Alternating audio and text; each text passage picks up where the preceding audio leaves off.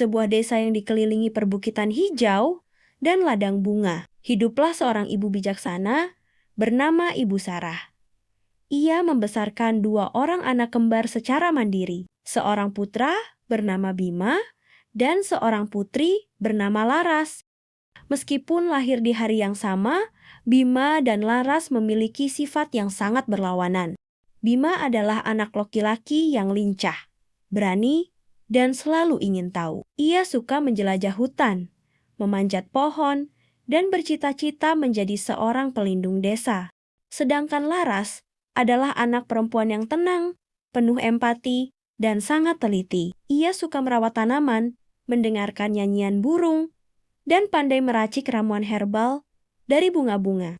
Ibu Sarah sangat mencintai kedua anaknya. Ia tidak pernah membeda-bedakan kasih sayangnya. Meskipun Bima dan Laras seringkali berselisih paham tentang siapa yang lebih hebat di antara mereka, suatu hari ketika musim kemarau panjang melanda desa, sungai utama mulai mengering. Ibu Sarah mengumpulkan Bima dan Laras di teras rumah mereka yang sederhana.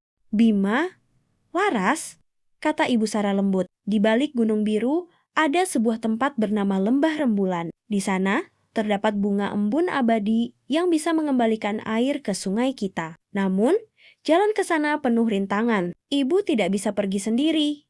Dan kalian berdua harus bekerja sama untuk mengambilnya." Bima langsung melompat semangat. "Tenang Ibu." Bima yang akan memimpin jalan dan melindungi Laras dengan keberanian Bima. Laras tersenyum tipis, lalu mengetuk pelan dahi kakaknya. "Keberanian saja tidak cukup, Bima. Kita butuh ketelitian dan kesabaran agar tidak tersesat." Ibu Sarah tersenyum melihat kedua anaknya. Sebelum mereka berangkat, sang ibu memberikan 2 benda. 1, sebuah peta tua dengan teka-teki untuk Laras. Dan kedua, sebuah tongkat kayu yang kokoh untuk Bima. Rintangan di perjalanan menuju Lembah Rembulan ternyata tidak mudah. Mereka menghadapi 2 ujian besar. Pertama, jembatan gantung yang rapuh. Ketika sampai di tebing jurang, Bima hendak berlari menyeberangi jembatan gantung tua. Namun, Laras menahannya.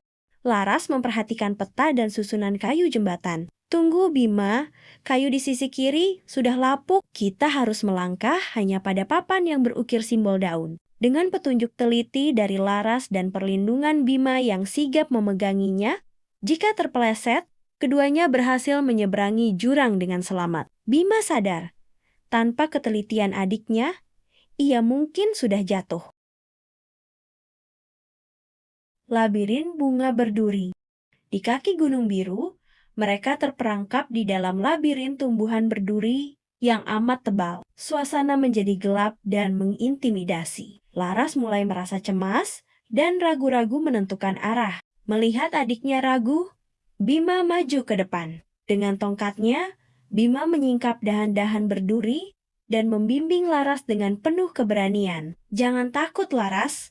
Selama ada aku di depanmu, berduri sekalipun jalan ini akan kita tembus bersama." Keteguhan hati Bima memberi Laras keberanian untuk kembali fokus membaca arah petunjuk angin dan cahaya. Akhirnya, berkat kombinasi keberanian Bima dan kecerdasan Laras, mereka sampai di puncak Lembah Rembulan. Di sana, memancar sinar keemasan dari bunga embun abadi. Dengan lembut, Laras memetik setetes embun dari kelopak bunga tersebut dan menyimpannya di dalam botol kaca kecil. Sementara Bima menjaga area sekitar agar tetap aman. Mereka pun bergegas pulang. Begitu setetes embun itu diteteskan ke hulu sungai yang kering, air jernih kembali mengalir deras, menghidupkan seluruh desa. Seluruh warga bersorak gembira. Sore harinya, saat matahari mulai terbenam dengan warna keemasan, Ibu Sarah memeluk kedua anaknya dengan erat di teras rumah. "Ibu bangga pada kalian berdua," bisik Ibu Sarah, penuh kehangatan. "Lihatlah, Bima adalah pelindung yang kuat, dan Laras adalah penunjuk jalan yang bijak. Seperti matahari dan bulan, kalian berdua berbeda, tetapi sama-sama menerangi kehidupan ibu."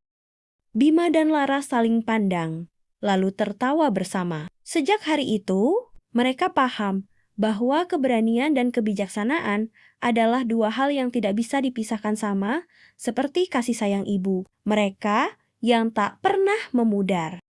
Apa pendapat kalian tentang kisah kali ini? Berikutnya tentang kisah apa lagi ya?